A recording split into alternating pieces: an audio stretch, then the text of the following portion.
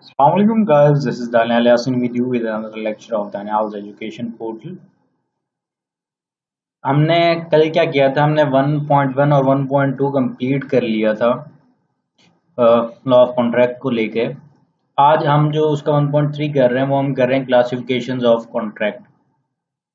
इस वीडियो में हम जो है ये कंप्लीट कर देंगे क्लासिफिकेशंस ऑफ कॉन्ट्रैक्ट, और फिर जो नेक्स्ट वीडियो होगी उसमें हम ऑफर एंड एक्सेप्टेंस वहाँ पे फिर चले जाएंगे। ठीक है जी, तो स्टार्ट करते हैं। Classifications of contract. The different classifications of contract are shown below. Formation, enforceability, performance. अच्छा, इन्होंने यहाँ पर 3 डिफरेंट कैटेगरीज बना दी हैं कि इस नाम के कॉन्ट्रैक्ट्स होते हैं इस कैटेगरी में। अच्छा, फॉर्मेशन का मतलब ये कि जो जब कॉन्ट्रैक्ट बनता है तो उसके जो कॉन्ट्रैक्ट बनता है उस बनने के प्रोसेस के 3 नाम है, मतलब 3 तरह से वो बन सकता है। एक एक्सप्रेस कॉन्ट्रैक्ट बन सकता है, एक इम्प्लाइड कॉन्ट्रैक्ट बन सकता है और एक कॉजी कॉन्ट्रैक्ट बन सकता है। मतलब 3 तरह के कॉन्ट्रैक्ट्स फॉर्मेशन में आते हैं। फिर इन्फोर्सेबिलिटी, जैसे हम कल बात कर रहे थे कि इन्फोर्सेबल बाय लॉ है या नहीं है, उस हिसाब से इन्फोर्सेबिलिटी की बात आ गई। भाई वैलिड कॉन्ट्रैक्ट है, वॉइड एग्रीमेंट है, वॉइड कॉन्ट्रैक्ट है, वॉइडेबल कॉन्ट्रैक्ट है, इलीगल एग्रीमेंट है, अनइन्फोर्सेबल एग्रीमेंट है। फिर आगे आ जाता है परफॉर्मेंस के हिसाब से, एग्जीक्यूटेड कॉन्ट्रैक्ट है और एग्जीक्यूटरी कॉन्ट्रैक्ट है। अभी हम इन सब को फॉर्मेशन से लेकर परफॉर्मेंस तक ये जितने भी लिखे हुए सबको हम बारी बारी क्या है पढ़ेंगे। तो हम स्टार्ट करेंगे। सबसे पहले कहाँ से स्टार्ट कर रहे हैं हम? एक्सप्रेस कॉन्ट्रैक्ट्स, इम्प्लाइड कॉन्ट्रैक्ट्स और cosy contracts. A contract created by words, that is verbally or in writing, वो कौन सा कॉन्ट्रैक्ट है? एक्सप्रेस कॉन्ट्रैक्ट है। वर्बली जैसे वो हम बात कर रहे थे कि भाई आपने किसी से बातों बातों में ही कोई डीलिंग कर ली है, या आपने उस डीलिंग को किसकी शक्ल दे ली है? राइटिंग की दे ली है। किसी से बातों बातों में कोई डील कर ली है, आपने उसको लिखा नहीं है लेकिन आपकी डील हो गई है, सामने वाला बंदा राजी है, आप भी राजी हैं, तो डील हो गई है, तो वो क्या हो गया? वो एक वर्बल कॉन्ट्रैक्ट हो गया। तो वो कौन सी कैटेगरी में आ जाएगा? एक्सप्रेस कॉन्ट्रैक्ट में। या आपने बातचीत करके उसे क्या कर लिया? राइटिंग में कर लिया, तो वो भी कहाँ पे आ जाएगा? आपका उसमें एक्सप्रेस कॉन्ट्रैक्ट में। दूसरा कौन सा? Implied contract. A contract created by conduct of person और in the circumstances of a particular case. अब फॉर एग्जाम्पल जो है ना, आप जाते हैं किसी शॉप पर ना, अब वहां पे आप कुछ ना कुछ खरीद रहे हैं ना, अब आपको कुछ पसंद आ गया। फॉर एग्जांपल आप किसी फ्रूट शॉप पर जाते हैं ना, आप वहां पे फ्रूट खरीदने गए ना, बल्क में खरीदने गए, भाई गेस्ट काफी आए हैं तो मैं बल्क में खरीद के आता हूँ, आप गए बल्क में परचेज करने। अब वहां पे आपकी बात हो रही है, आपको जो है ना, आपने कहा कि यार ठीक है ये वाला फ्रूट मैं लूंगा बल्क में जो है ना। अब क्या होता है कि भाई आप अभी बातचीत कर रहे हैं ना, आप जो है ना कोई प्राइस नेगोशिएशन हो रही है, अब आपको चीज पसंद है, प्राइस नेगोशिएशन हो रही है। अब उसके बंदों ने जो है ना एट द एंड आप दोनों कोई एक प्राइस पे आके फंस गए। मतलब आप एक प्राइस कह रहे हैं, वो एक प्राइस कह रहा है, कोई उसे क्या कहते हैं 20-30 रुपीज का डिफरेंस है। अब वो जो है ना, वो शॉपकीपर क्या करता है, वो उठा के ना आपकी गाड़ी में रखवाना सामान शुरू कर देता है और आप खामोश हो जाते हैं।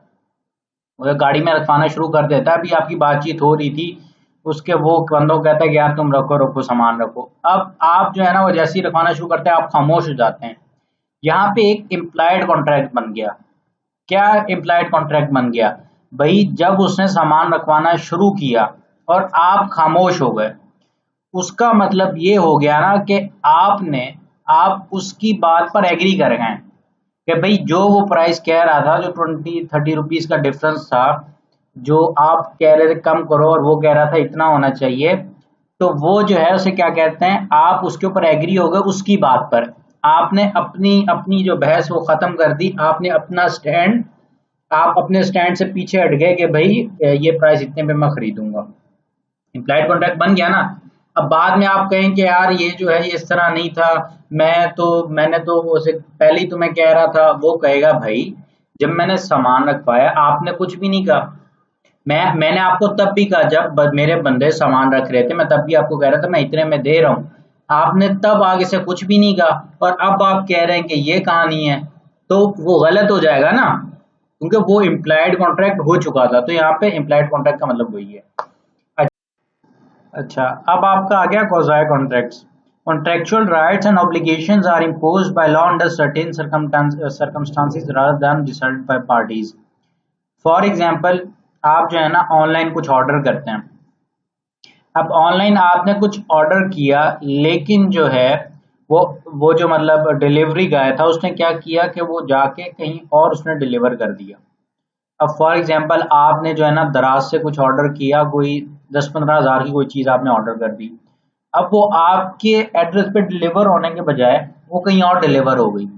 अब वो कहीं और डिलीवर हो गई तो अब क्या हो गया, चीज़ किसकी थी, आपकी थी। कहाँ डिलीवर कर दी, कहीं और डिलीवर कर दी। अब आप क्या करें, आप जाएं कोर्ट जाएं, आप कहेंगे भाई ये मेरी चीज़ थी, ये मुझे डिलीवर ही नहीं हुई और ये किसी और को डिलीवर हो गई है और उन्होंने रख ली है, उन्होंने ये बताया ही नहीं, उन्होंने उस डिलीवरी वाले बंदे को बताया ही नहीं कि भाई ये हमारी चीज़ नहीं है। उन्होंने चुपचाप जो है ना चीज़ जेब में डालने की और रख ली।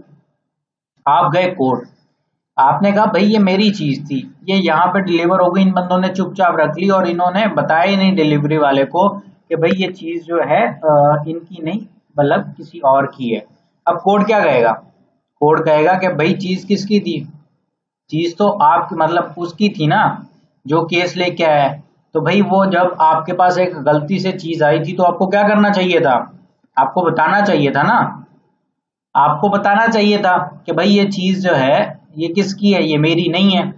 अब कोर्ट क्या ऑर्डर करेगा कि भाई ये जो चीज़ है, ये जो चीज़ है वो जो है उसके पैसे से दिए जाएं, जितने की वो जो भी ऑर्डर हुआ था, जितने की भी वो अमाउंट थी वो सब इस बंदे को रिटर्न की जाए, क्योंकि वो ऑलरेडी ये ऑर्डर पेड था और आपने चुपचाप रख लिया है, तो ये जो है जस्टिफाइड नहीं है। अब यहाँ पे क्या हो गया कि एक कॉन्ट्रैक्ट बना दिया किसने, कोर्ट ने। तो ये हमने देख लिया कौन सा है क्वाज़ी कॉन्ट्रैक्ट्स। तो वो कैसे हो गया, वो इम्पोज बाय लॉ भी हो गया कि भाई कोर्ट ने ऑर्डर दे दिया तो पैसे भी देने पड़ेंगे। ठीक है जी। अब इनकी एग्जांपल्स दी हुई हैं। Express contract, Adeel offers on telephone to sell his car to Babar for certain sum and Babar in reply informs Adeel that he accepts the offer, there is an express contract. वही मैंने बात की कि भाई जो है ना वर्बली बात हो गई या राइटिंग में कहाँ पे आ जाएगा, एक्सप्रेस, यहाँ पे कॉल पे बात होगी, बात हो गया। Implied contract, Api the shoe shiner starts polishing the shoes of Sajid in his presence and Sajid allows him to do so there is an implied contract। मतलब कि भाई जब वो कुछ कर रहा है, मतलब वो कोई, आप जाते हैं बाजार वगैरह जाते हैं, अब वो बच्चे आते हैं वो कहते हैं भाई शूज पॉलिश जो है ना करने दें। अब आपने नहीं करवाने होते तो आप कहते हैं नहीं भाई जाओ, नहीं करवाने ना मुझे। अब वो कर रहे हैं, आप खामोश खड़े, तो इसका मतलब क्या है, इसका मतलब है कि आप राजी हैं ना उसके करने पे। अब जब वो कर ले, आप उसके बाद उसे कहेंगे भाई मैंने तो नहीं कहा था ना तुम्हें करने के लिए। अब ये बात जायज होगी कि नाजायज होगी, सोचने वाली बात है। अच्छा जी, फिर है क्वाज़ी कंस्ट्रक्टिव कॉन्ट्रैक्ट। अच्छा, ये इन्होंने सेकंड नेम लिखा हुआ है क्वाज़ी का। Jazib leaves his goods at Zara's house by mistake. Zara treats them as her own and uses them. It's a quasi contract and Zara is bound to pay for the goods. अब क्या है, यहाँ पे जो है ना उसे क्या कहते हैं, जाजिब ने जो है ना वो अपनी चीजें कुछ भूल गया, कहाँ पर, जारा के घर पर। अब जारा ने क्या किया, वो चीजें खुद यूज करना स्टार्ट कर दी।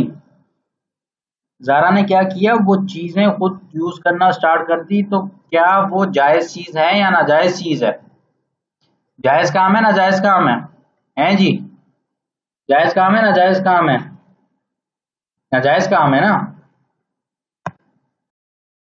गाइस, हमारे चैनल को सब्सक्राइब करना ना भूलें ताकि आप न्यू वीडियो से बाखबर रहें, और सब्सक्राइब के बाद बेल आइकन को ज़रूर दबाएं ताकि जो भी हमारी न्यू वीडियो है आपको फौरन उसका नोटिफिकेशन मिल सके।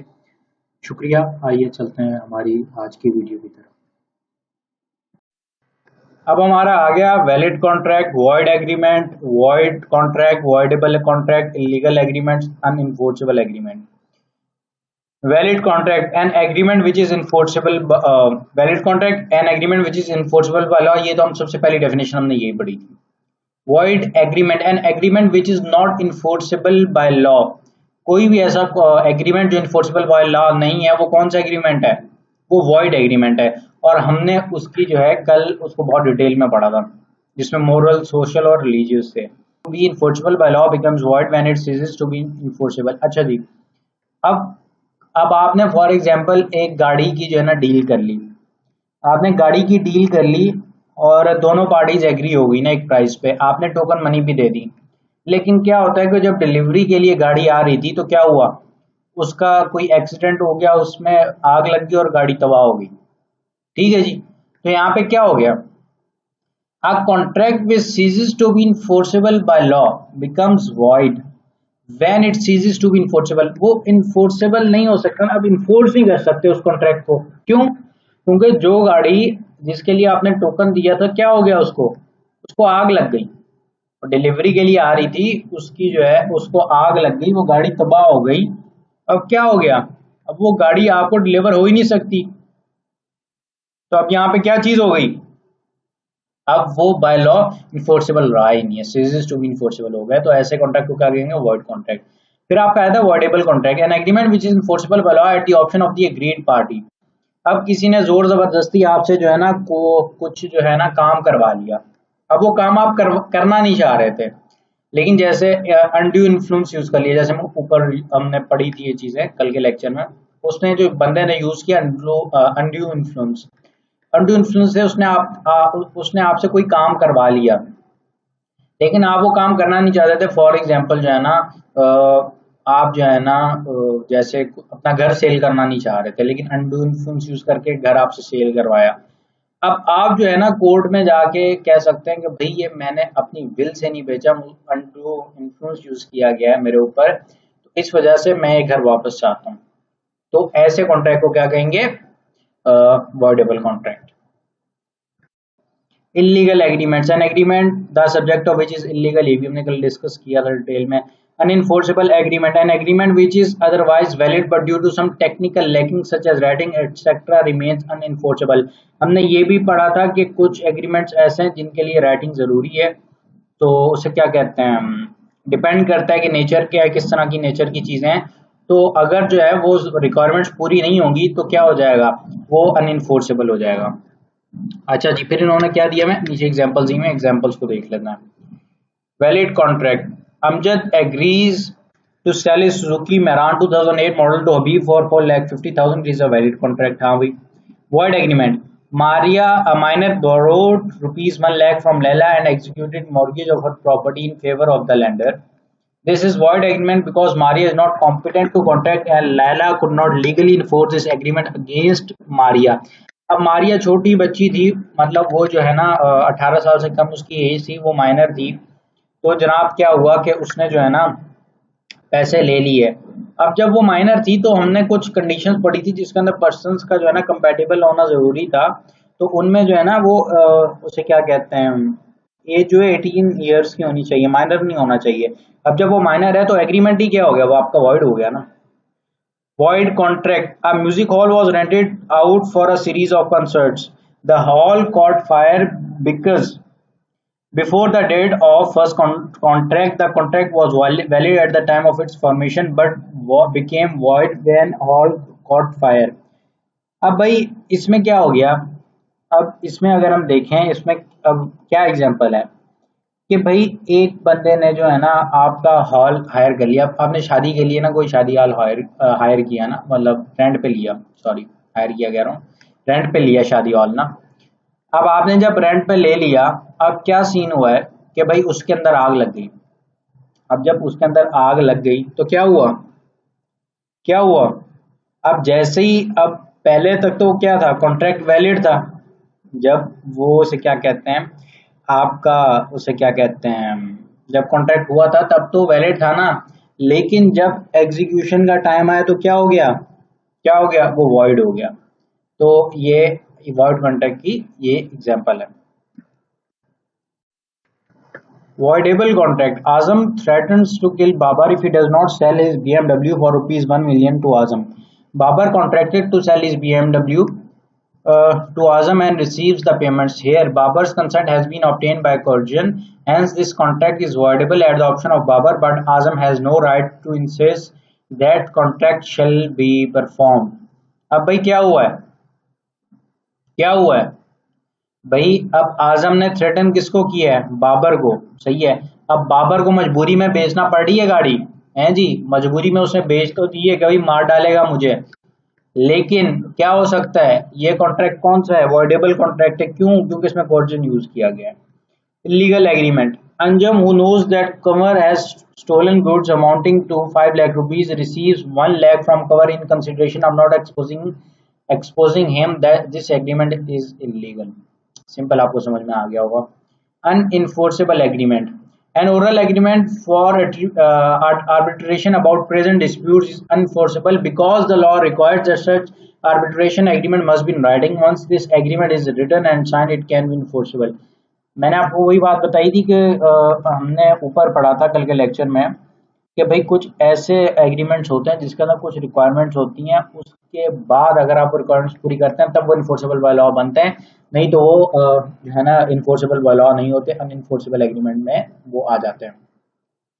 अच्छा जी, executed contract, executory contract, unilateral contract, bilateral contract. Executed contract, a contract where both the parties have performed their respective promises. मतलब कि दोनों ने क्या कर लिया, एग्जीक्यूटिव कॉन्ट्रैक्ट वो है, समझ लें, इन अदर वर्ड्स जो कंप्लीट हो चुका है, दोनों ने अपना काम जो करना चाहिए था वो कर चुके हैं। Executive contract, a contract in which something remains to be done, it may be unilateral और बायलैटरल। अच्छा जी, अब वो कह रहे हैं कि एग्जीक्यूटिव कॉन्ट्रैक्ट का मतलब ये है कि अभी ये एग्जीक्यूट नहीं हुआ, वो एक पार्टी की तरफ से मतलब जो है ना कुछ रहता है या दोनों तरफ से कुछ ना कुछ रहता है, तो दोनों कहाँ पे आ जाएगा, एग्जीक्यूटिव कॉन्ट्रैक्ट में आ जाएगा। आपका जो यूनिलैटरल कॉन्ट्रैक्ट और बायलैटरल कॉन्ट्रैक्ट है वो यहाँ से इन्होंने उठाया है, कहाँ से उठाया है, यहाँ से। एग्जीक्यूटिव कॉन्ट्रैक्ट का मतलब क्या है, ये भी परफॉर्मेंस रहती है। अब इसके अंदर दो किस्में उन्होंने बताई है, यूनिलैटरल है और बायलैटरल है, कि एक साइड या दोनों साइड। अब यूनिलैटरल कॉन्ट्रैक्ट में क्या वो बता रहे हैं कि भाई फॉर एग्जांपल जैसे जो है ना आपका जो है ना उसे क्या कहते हैं, नेशनल आईडी कार्ड खो गया कहीं पे। अब आपने क्या किया, आपने जब आप गए फेसबुक पे, आपने फेसबुक पे कहा कि मुझे कोई भी जो है ना अगर मेरा ये आईडी कार्ड ढूंढ के ला के देगा तो मैं सिर्फ 500 रुपीज का एक रिवॉर्ड दूंगा। अब क्या हुआ कि एक बंदा ढूंढ के ले आया, अब क्या हुआ, एक साइड पूरी होगी, आपने कॉन्ट्रैक्ट क्या पोस्ट किया था कि भाई जो ये लाएगा उसके अगेंस्ट मेरा ये प्रॉमिस है कि मैं उसको ये पैसे दूंगा। अब उसने पूरा कर लिया, फॉर एग्जांपल आपने अभी तक पैसे नहीं दिए उसे, तो क्या हो गया, वो यूनिलैटरल हो गया कि एक बंदे ने अपना काम पूरा कर दिया है, आपके प्रॉमिस के अगेंस्ट उसने आपका काम कर दिया है, और जो है उसे क्या कहते हैं, लेकिन आपने अभी तक अपना परफॉर्मेंस नहीं किया, तो वो कौन सा हो जाएगा, वो हो जाएगा यूनिलैटरल कॉन्ट्रैक्ट।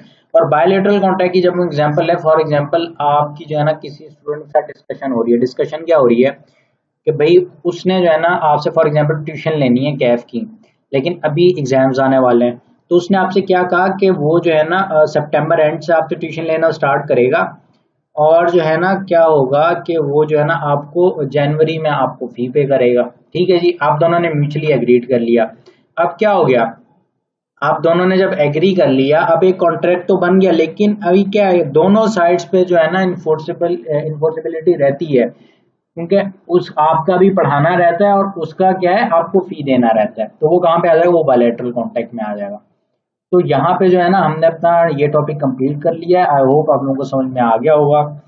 तो मिलते हैं हमारे अगले लेक्चर में, टिल देन टेक केयर, अल्लाह हाफिज।